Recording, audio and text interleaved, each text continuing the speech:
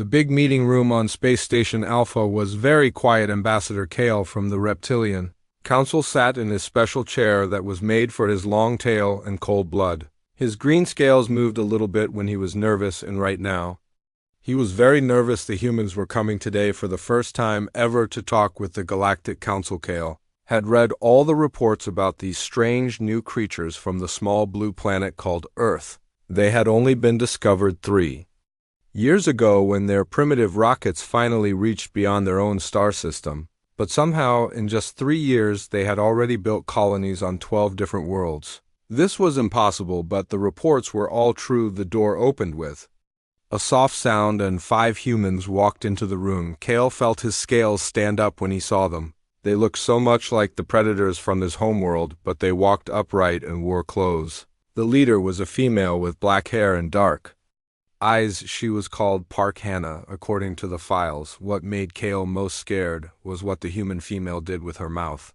She kept showing her white teeth in a display that his translator called smiling, but Kale knew what showing teeth meant. Every intelligent species in the galaxy did the same thing when they wanted to threaten someone. When you show your teeth, you are saying, "I can bite you, I can hurt you, I am dangerous." But Park Hannah showed her teeth all the time. She showed them when she walked into the room. She showed them when she looked at the other council members. She showed them when she sat down in her chair. Even worse, all the other humans did the same thing. The male next to her, called Lee Daeho, had scars on his hands.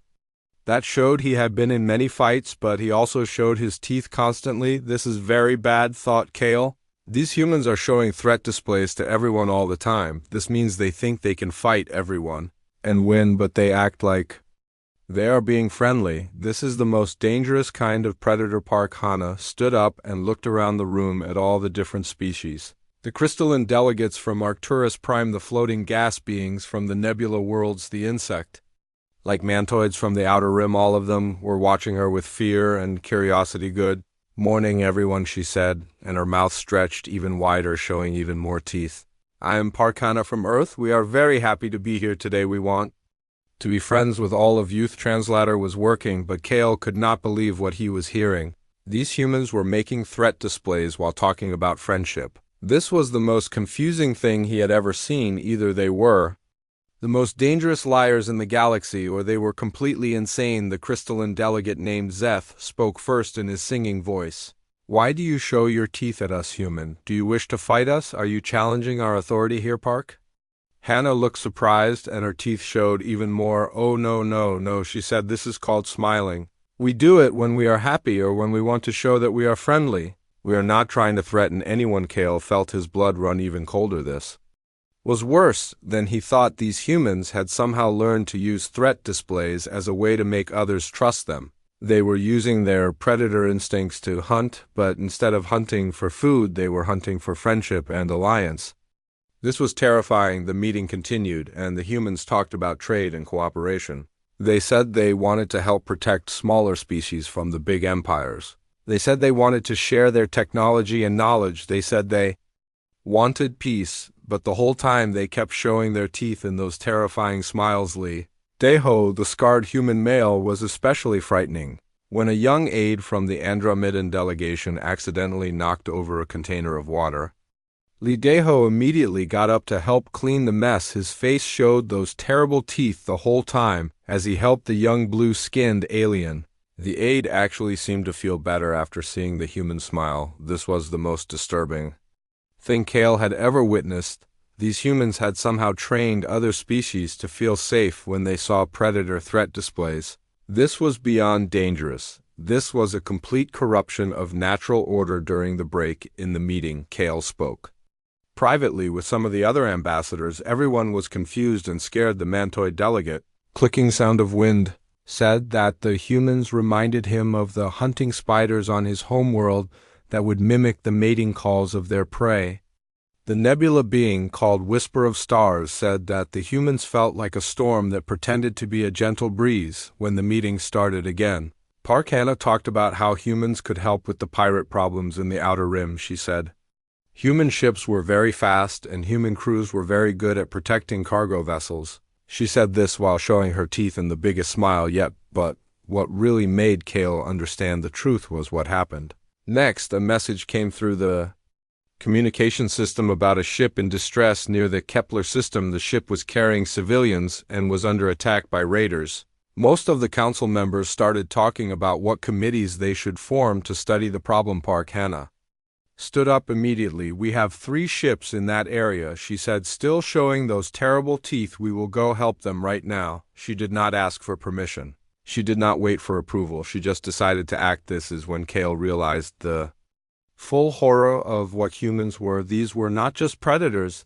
These were predators who had learned to hunt by saving their prey. They had weaponized kindness. They had turned mercy into a tool of conquest. When you save someone, they trust you. When they trust you, they follow you. When they follow you, they belong to you. Humans were not trying to conquer the galaxy with weapons or threats. They were trying to conquer it with rescue missions and smiles. They were going to make every species in the galaxy dependent on them, grateful to them, loyal to them, and they were going to do it by being so helpful that no one could refuse them. As the meeting ended, Park Hannah walked over to Kale and extended her hand toward him. This was a human greeting ritual he had read about. She showed her teeth again and said, "It was very nice to meet you, Ambassador Kale. I hope we can work together to make the galaxy a safer place for everyone." Kale looked at her hand and felt pure terror. This human female was offering him friendship, cooperation, and mutual benefit. But all he could see was a predator who had learned to hunt with hope instead of fear, a monster who had turned evolution itself into a weapon of conquest. He shook her hand because refusing would be rude and diplomatic protocol demanded courtesy. But as he felt her warm grip and saw that terrible smile, he knew that everything was about to change. The humans were here now, and they were going to save everyone whether they wanted to be saved or not. This was the beginning of the end of the galaxy as they knew it. And the worst part was that it was going to be a very nice ending.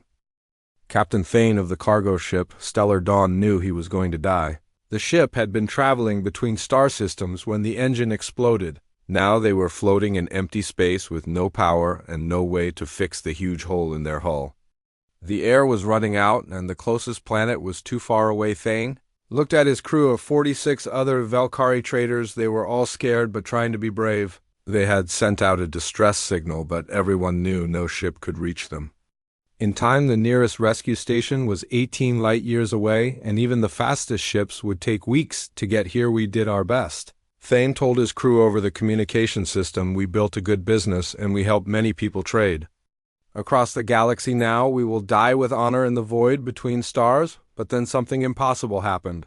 The ship's sensors detected another vessel approaching fast. Very fast, faster than any ship Thane had ever seen or heard about. The new ship was sleek and white with strange markings that the computer said were from Earth. A voice came through the radio speaking in perfect Valkyrie language. "This is Captain Kim Minji of the human ship Harmony's Edge. We received your distress call, and we are coming to help you. Please prepare for emergency docking procedures." Thane felt his 4 hearts skip beats. Humans, the new species that everyone was talking about, but no one really understood.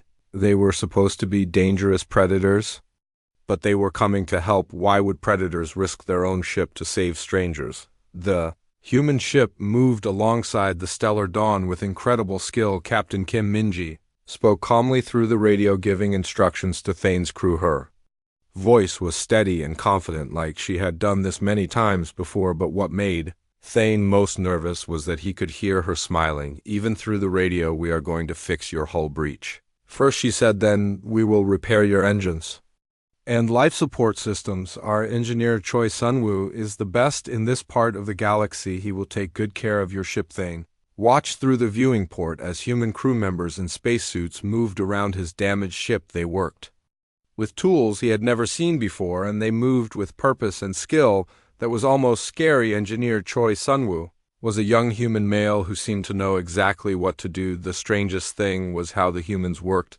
They did not just fix the hole in the hull, they improved everything they touched. The life support system that had been barely working for months was suddenly running better than when the ship was new. The navigation computer that had been slow and unreliable was now fast and accurate. Choi Sunwoo worked for 16 hours without stopping. He did not eat or rest or complain. He just fixed everything that was broken and made everything better. When Thane tried to thank him through the radio, the human just laughed.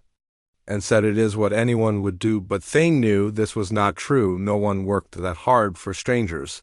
No one used their own expensive parts and tools to help people they would never see again. No one risked their own ship and crew for aliens from another species, but the humans were doing all of these things, and they acted like it was normal. The human medic Yunjiwan was even more disturbing. She came aboard the Stellar Dawn to check on the injured crew members. She used expensive human medical supplies to treat cuts and bruises that were not even serious. She smiled that terrible human smile every time.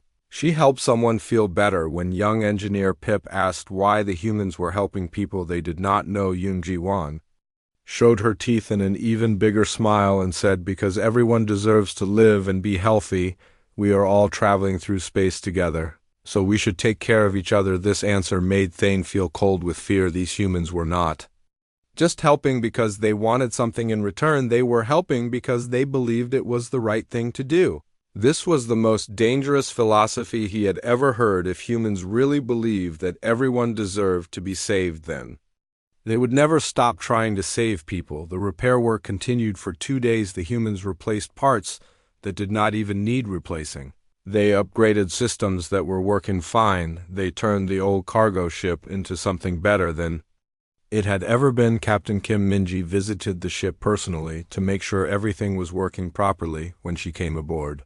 Thane saw the human smile up close for the first time. It was even more terrifying in person. Her teeth were white and sharp like a predator's, but her eyes were warm and kind. She looked at each crew member like they were important, like their lives mattered to her. Personally, your ship is ready, she said, showing those frightening teeth. The new parts should last for many years, and the upgraded systems will make your trade runs more profitable. We also loaded some extra food and medical supplies in case you need them. Thane tried to pay the humans for all their work and supplies, but Captain Kim Minji refused to take anything. She said helping people was not about money, it was about making the galaxy a better place for everyone. She said this while smiling that predator smile, and Thane realized she really meant eat. Has the Harmony's Edge prepared to leave? Thane asked the question that had been bothering him. Why do you help people you do not know? What do you gain from saving strangers? Captain Kim Minji looked at him with those warm, dangerous eyes and smiled wider than ever. Someone has to, she said. Like it was the most obvious thing in the universe, like choosing to help was as natural as breathing, like saving lives was just what intelligent beings did after the human ship left.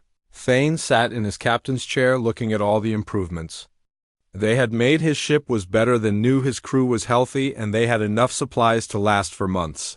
But he felt more afraid than he had when they were dying in space. The humans had not just saved them, they had shown that they were the kind of species that would always try to save everyone. They were predators who had decided that their prey should live and prosper. This was more terrifying than any weapon or threat. Thane sent a message to the Valkyrie Council warning them about what he had learned. The humans were not just dangerous because they could fight. The humans were dangerous because they could not stop caring. They were going to save everyone in the galaxy, whether those people wanted to be saved or not. And the worst part was that being saved by humans felt wonderful. It made you want to be saved again and again, until you realized that you were not being rescued. You were being adopted by the most dangerous species in the universe, one that measured its success by how many other species survived and thrived. The human smile was not a threat display. It was something much worse. It was a promise. A promise that no matter how lost or hopeless things became, the humans would come to help, and they would keep coming until everyone in the galaxy was safe and happy and grateful. This was the beginning of the end of independence for every species in the galaxy, and somehow that felt like the best possible ending. The Nexus War had been going on for 47 years. General Vex of the Talver Empire stood on the bridge of his flagship, watching the enemy fleet in the distance. The Kelthran Republic ships were arranged in battle formation just like his own ships were. Both sides had been fighting for so long that they knew each other's tactics perfectly. This was the 5th battle this month over the Kepler system, and it would end like all the others. Nobody would win, nobody would lose, and more good soldiers would die for nothing.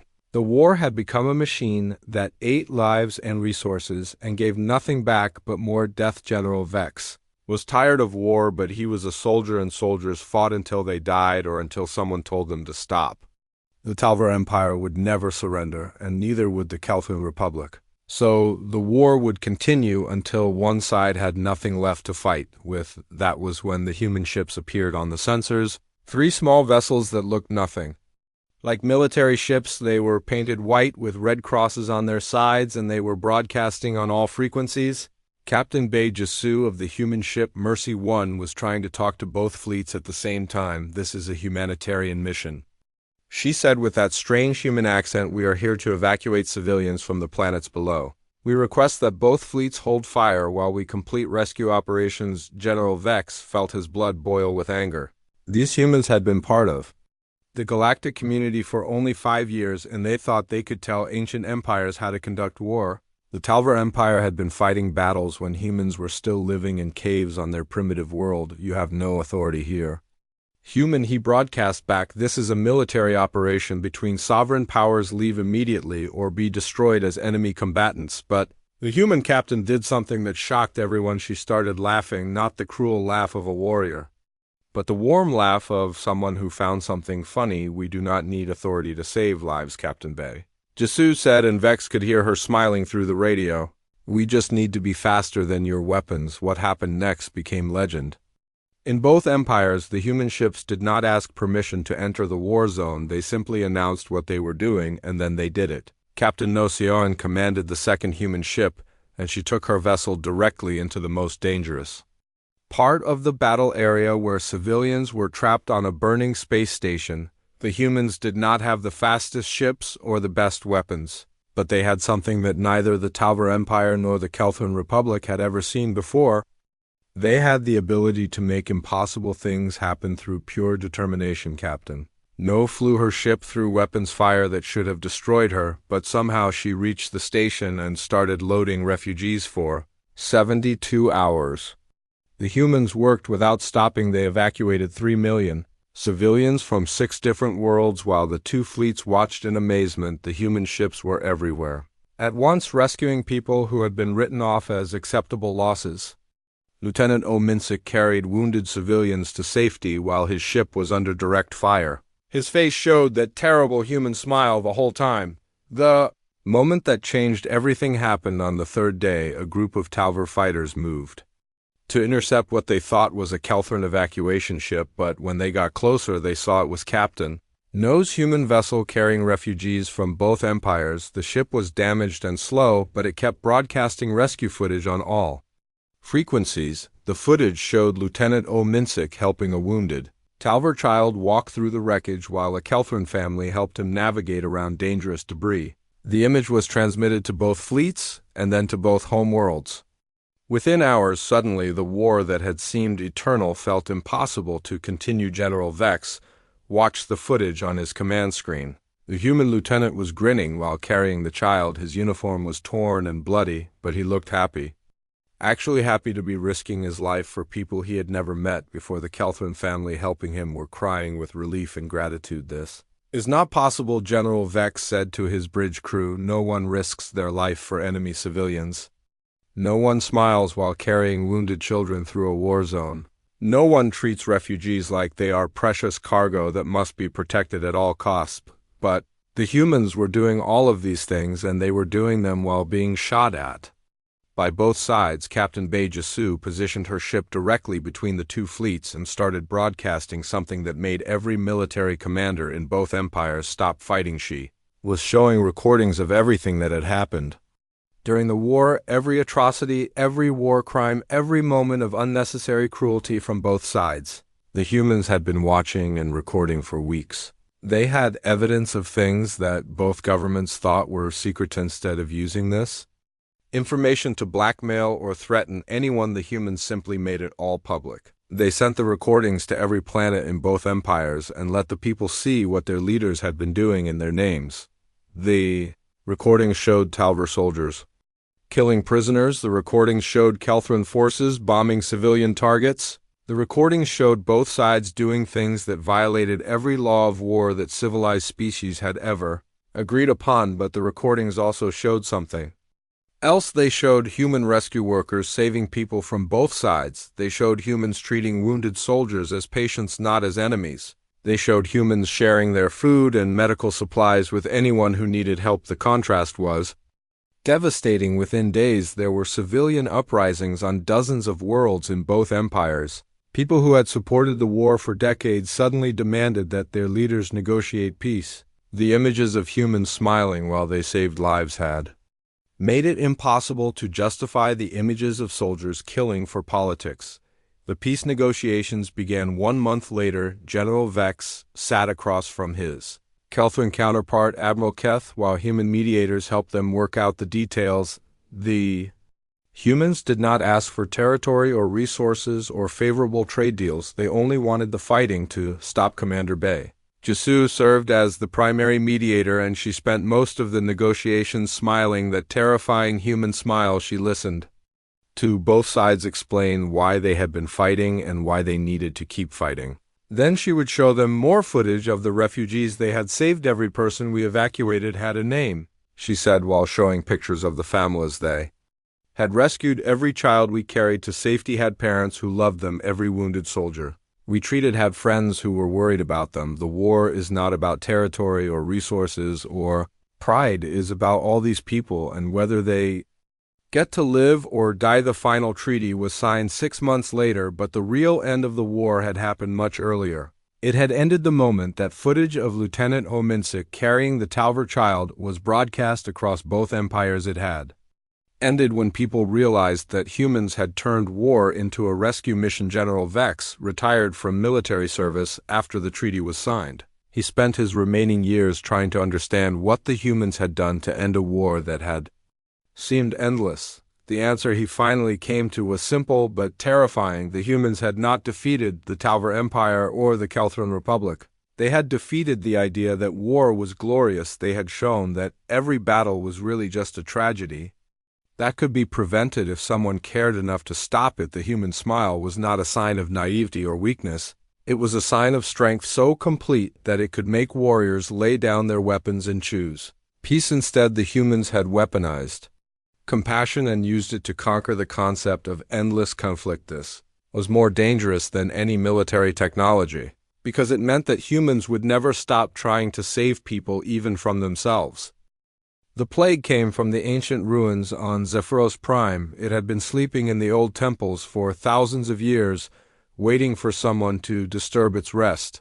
The archaeologists thought they were careful, but the bioweapon had been designed by a species that understood death better than anyone who came after. Dr. Zeleth of the Zephyrian Medical Council watched the death counts rise on his data screen. 5 million dead in the first week, 10 million in the second week. The plague was designed specifically to kill Zephyrians, and it was very good at its job. Their immune systems could not fight it, and their medicine could not cure it. The worst part was that other species could not help even if they wanted to. The plague only targeted Zephyrian genetic patterns, so the other races could only watch from a safe distance while an entire civilization died slowly and horribly. Dr. Zeleth had stopped trying to find a cure 3 weeks ago. He had accepted that his people were going to become extinct.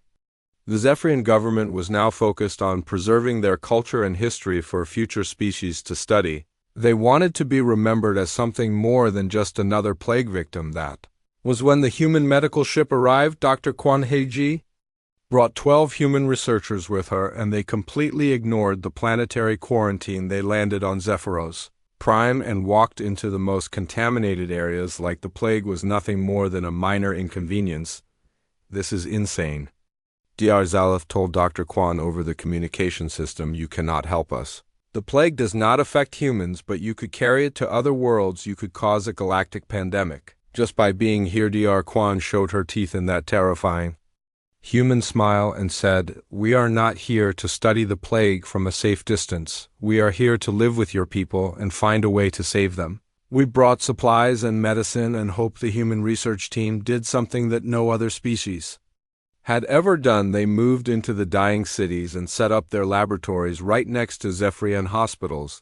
They shared their food with starving families. They gave their medicine to people who were beyond help. They lived among the dead, and dying like they belong there. Dr. Park Young-ho was the team's biochemist, and he spent 18 hours every day in the most dangerous contaminated zones. His environmental suit was the only thing keeping him alive, but he worked like the plague was not there. He collected samples and ran tests and comforted the sick, all at the same time. The strangest thing was how the humans acted around dying Zephyrians. They did not treat them like plague victims or research subjects. They treated them like people who mattered. Dr. Song My-rae, the xenobiologist, would sit with families and hold their hands while they died. She would smile that human smile and tell them that their lives had meaning. Dr. Zeleth watched the humans work and felt more confused than ever. These people were risking their lives for a species they had only known about for 5 years. They were using their own supplies and medicine on people they could not save. They were acting like Zephyrian survival was the most important thing in the universe. The breakthrough came from an unexpected discovery. Dr. Song My-rae noticed that the plague seemed weaker in areas where humans had set up field hospitals. Not because of any medicine or treatment, but because something about human presence interfered with the bioweapon. She ran tests for weeks, trying to understand what was happening. The plague was designed to target Zephyrian neural patterns, but somehow the emotional resonance of human empathy was creating interference. The bioweapon could not function properly when it detected genuine caring from another species. Dr. Kwon called it the compassion field effect. The plague had been created by a species that had never encountered true altruism. They had designed their weapon to recognize and target specific genetic patterns, but they had never considered that someone might care about their targets enough to interfere with the targeting system. The cure was not a drug or a surgery or a medical procedure. The cure was proximity to humans who genuinely wanted Zephyrians to live by simply being present and caring about Zephyrian survival. The humans created a field that neutralized the ancient bioweapon. Zeleth could not believe the test results. Zephyrians who lived near human field hospitals recovered faster than those who were treated with traditional medicine. Zephyrians who spent time with human medical staff showed resistance to new infections. Children who played with human doctors developed immunity that spread to their families. The plague that had been designed to exterminate an entire species was being defeated by the simple act of humans refusing to let Zephyrians die alone. The bioweapon had a fatal flaw. It could not function in the presence of beings who truly cared about their targets' survival. Within 6 months, the plague was completely gone. The Zephyrian population had been reduced by half, but the survivors were healthy, and the species would continue. Dr. Kwon and her team had saved an entire civilization, not through advanced technology, but through the simple act of caring enough to stay. The victory celebration was held in a medical tent surrounded by recovering patients when Chancellor Vorth tried to offer the humans anything they wanted as payment. Dr. Kwon showed her teeth in that terrible smile and asked for only one thing. We want copies of all the research data, she said, so that if anything like this happens again, we will know how to help faster. Next time we will be ready. Dr. Zeleth realized that this was the most frightening thing anyone had ever said. The humans were not just planning to help if another plague happened. They were planning to help when another plague happened. They had decided that extinction was no longer an option for any species in the galaxy. The implications were staggering. Humans had evolved empathy as a survival mechanism so powerful that it could literally override weapons designed to kill entire civilizations. They were not just immune to suffering, they were a living cure for every species in the galaxy was now potentially immortal as long as humans cared enough to keep them alive. And based on everything Dr. Zeleth had seen, humans cared about everyone. They had turned compassion into a force more powerful than any weapon ever created. The human smile was not just a facial expression. It was a promise that no species would ever face extinction alone again. It was a declaration that the universe itself was worth preserving and that every life had value that could not be measured or replaced. Dr. Zeleth sent his report to the Galactic Medical Council with a warning that he knew no one would believe. Humans had not just cured a plague, they had made themselves into a cure for despair itself. They had weaponized hope, and now they were going to use it to save everyone, whether those people wanted to be saved or not. The most terrifying part was that being saved by humans felt like the Most wonderful thing that could ever happen to anyone. The hegemony raiders thought New Bizan would be easy prey. The intelligence report said it was a peaceful farming colony with no military defenses. Just humans who had come to the Outer Rim to grow food and raise families. The raiders had hit dozens of similar worlds, and they always followed the same pattern. Drop ships would land near the biggest settlement. Shock troops would round up the civilians and demand tribute. The colonists would give them everything valuable, then beg the raiders to leave them alone. It was simple and profitable, and the hegemony had been doing it for decades. Commander Zeth led the first wave of raiders down to the planet's surface. The dropships landed near what looked like a school building where they could see hundreds of small humans running around. This would be perfect. The adult humans would surrender immediately if their children were threatened. But something was wrong. The moment the dropships touched down, an alarm started ringing and the small humans disappeared like they had never been there at all. The school building was empty in less than 2 minutes, and the raiders found themselves facing a single adult human. Male Sergeant Nam Tae-yun had taught military tactics on Earth before retiring to New Bizan to become a school teacher. He looked exactly like what the raiders expected from a peaceful colonist. Middle-aged, slightly overweight, wearing simple farming clothes, but when he smiled at the approaching shock troops, Commander Zeth felt his warrior instincts screaming danger. "Good morning," he said in perfect hegemony language while showing his teeth in that disturbing human expression. "I'm afraid you have made a serious mistake. You should leave now before someone gets hurt." The raiders laughed and raised their weapons. They had heard about human arrogance, but this was ridiculous. One old teacher against 50 trained soldiers. Commander Zeth gave the order to stun the human and search for the children. That was when Sergeant Nam Tae-yun stopped smiling, and the raiders learned why humans had conquered their own world. The teacher moved like liquid death, flowing around their weapons and striking with precision that made their training look like children playing with toys. Within 30 seconds, half the raider squad was unconscious, and the other half was running back to their dropships. But the real horror had not started yet. The colonists of New Bizan had spent 5 years learning to work together. They had built farms and schools and hospitals as a community. Every person knew their job, and every job was important. When their home was threatened, they defended it with coordination that made military commanders weep. Farmer Lee Subin used her agricultural equipment to create fortifications that turned the landing zone into a death trap. Her harvesting machines moved with the precision of military vehicles, but they were controlled by someone who understood the land better than any soldier teacher. Hong Yemin had spent years studying how children learned and played. Now he used that knowledge to predict exactly where the raiders would go and what they would do. His traps were not just effective, they were educational. Each captured raider learned something new about human psychology. The raiders had brought weapons designed to terrorize civilians. They had shock rifles that caused pain without permanent damage. They had neural scramblers that made people too confused to fight back. They had portable shields that could stop any primitive projectile weapon, but they had not prepared for farmers who turned fertilizer into explosives or teachers who used playground equipment as siege weapons. They had not prepared for humans who smiled while they fought, who showed genuine concern for enemy wounded, who somehow made warfare feel like a community project. Communications Celestian area monitored all the raider frequencies, and she heard their growing panic. The raiders were not just losing, they were losing to people who treated combat like a neighborhood emergency.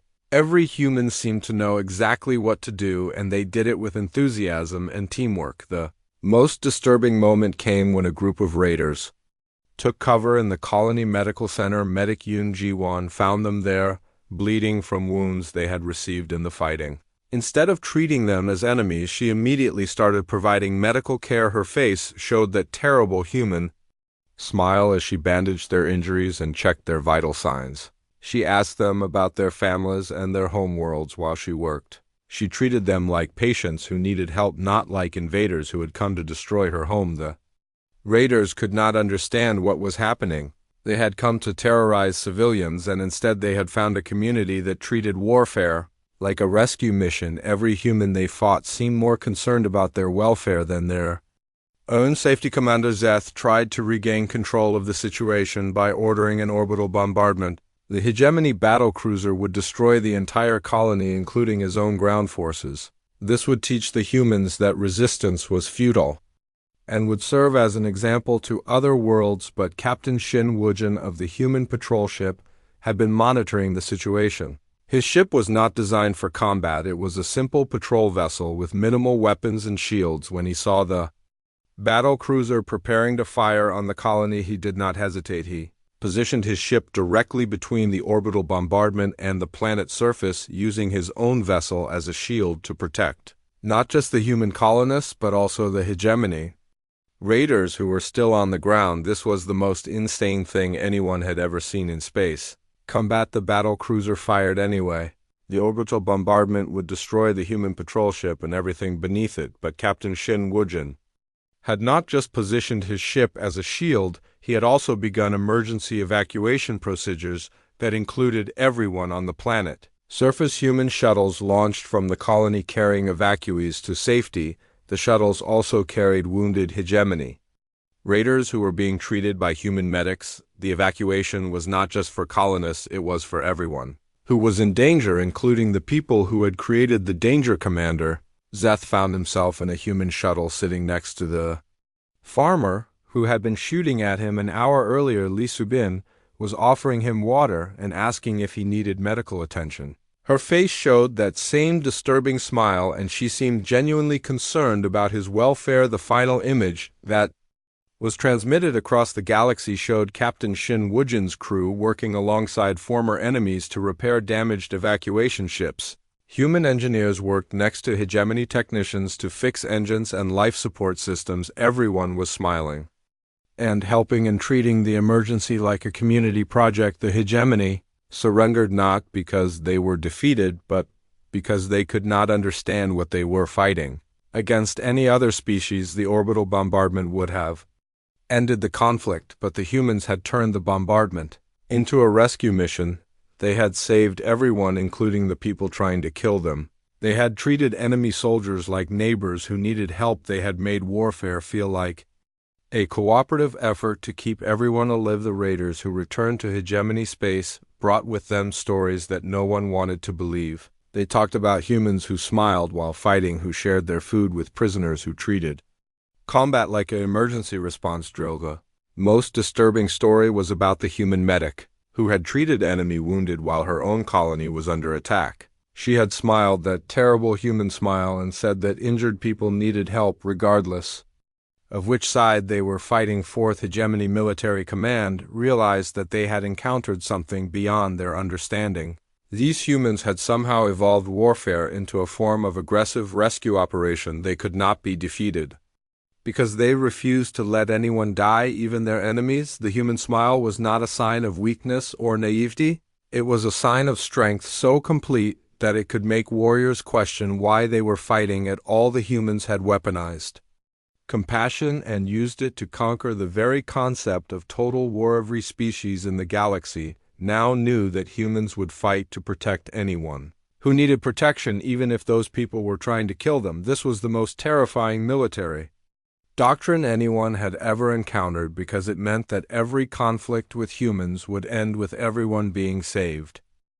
The emergency session of the Galactic Council was the largest gathering in recorded history. Representatives from 847 different species filled the massive amphitheater on the neutral world of Concordia. The air recycling systems worked overtime to accommodate beings who breathed everything from methane to liquid nitrogen. Ambassador Kale stood at the center podium looking out at the assembled delegates. His reptilian features showed the strain of 5 years spent trying to understand humanity. The holographic displays behind him showed human colonies thriving on worlds that had been considered uninhabitable, human ships arriving at disasters before distress signals could travel, human doctors working to cure diseases that did not even affect their own species. The evidence was overwhelming and terrifying. Humans had ended 14 separate wars simply by showing up and refusing to let anyone die.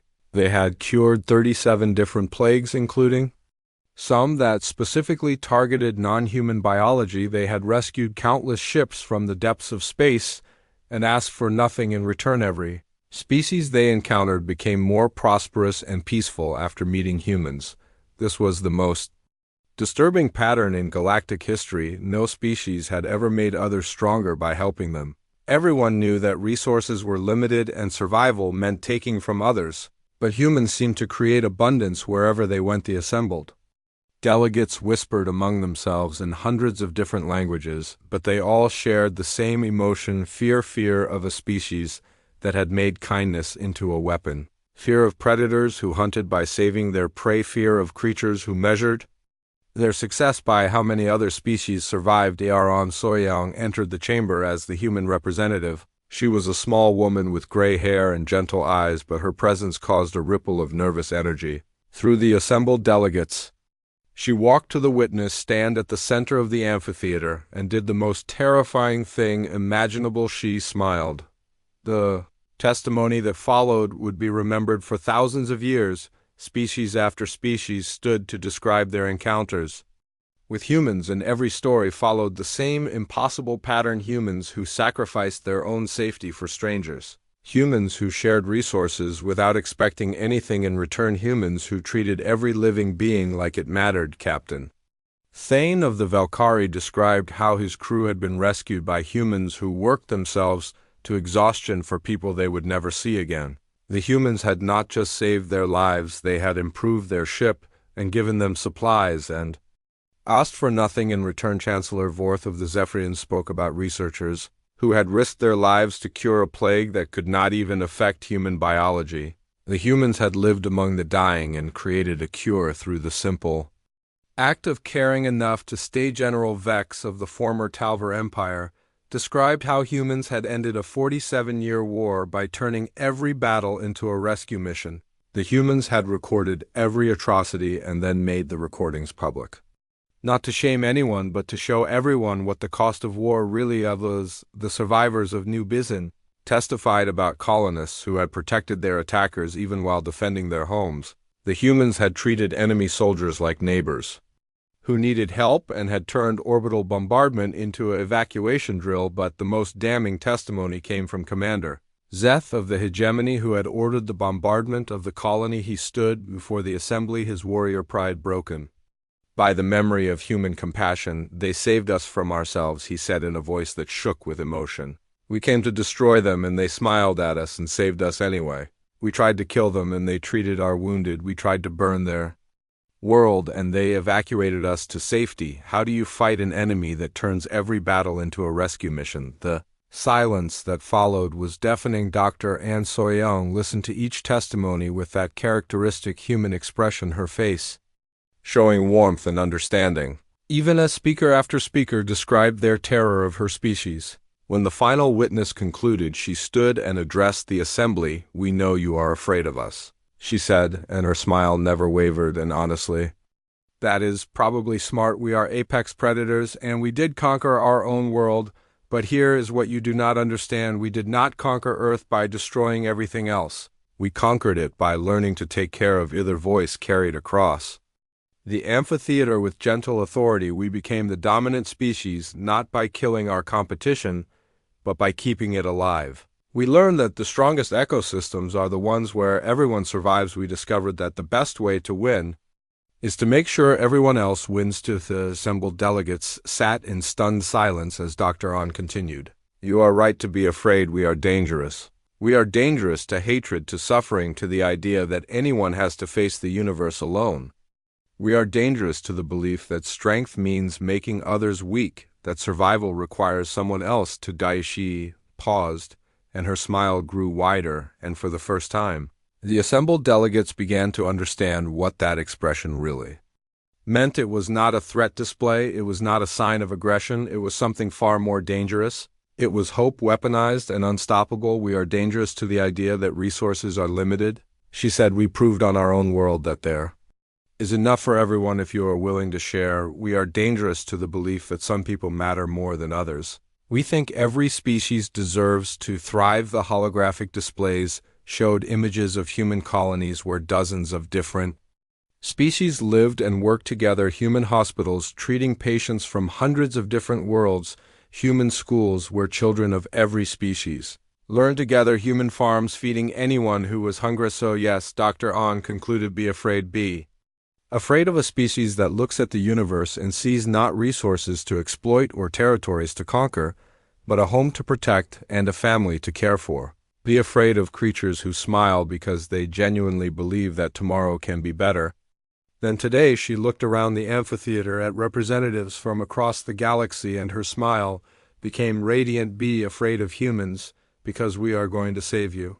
Whether you want us to or not, we are going to make your world safer, your people healthier, your civilization stronger, and we are going to do it because we cannot stop ourselves from caring. The vote was unanimous. The Galactic Council officially recognized humanity as a galactic citizen species with all the rights and responsibilities that entailed, but in the private chambers afterward, representatives from across the galaxy shared the same thought. The universe had just become a much safer place, and somehow that was the most terrifying thing of all. The human